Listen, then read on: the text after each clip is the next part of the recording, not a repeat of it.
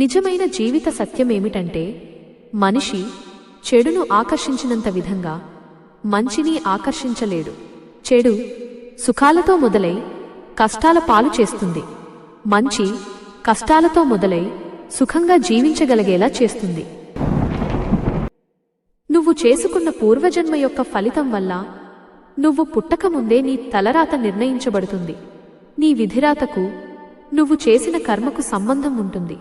నువ్వు చేసిన కర్మలు ఆధారంగానే నీ భవిష్యత్తు ఉంటుంది. ముఖ్యంగా ఈ కాలంలో నిజాయితీగా నిక్కచ్చిగా ఉండే మనుషులకు విలువే లేదు. అటువంటి వారు ఇతరుల దృష్టిలో మూర్ఖుడు మరియు నిష్ఠూరుడు. అదే తేనెలాంటి మాటలతో అబద్ధాలు ఆడేవారిని ఆత్మబంధువులుగా భావిస్తారు.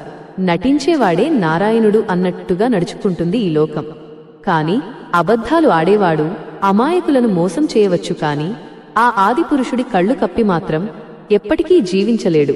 ఇక నటించేవాడిని నరుడు క్షమించవచ్చు, నారాయణుడు కూడా క్షమించవచ్చు, కాని కర్మ మాత్రం ఎప్పటికీ క్షమించదు. ఎందుకంటే ఆ కర్మకు నారాయణుడే కట్టుబడి ఉంటాడు కాబట్టి. నువ్వు భయపడవలసింది దైవానికి కాదు, నువ్వు చేసే కర్మకు భయపడు. దైవం నిన్ను క్షమించినా కర్మ నిన్ను ఎట్టి పరిస్థితుల్లో క్షమించదు. చేసిన కర్మ నువ్వు అనుభవించవలసినదే.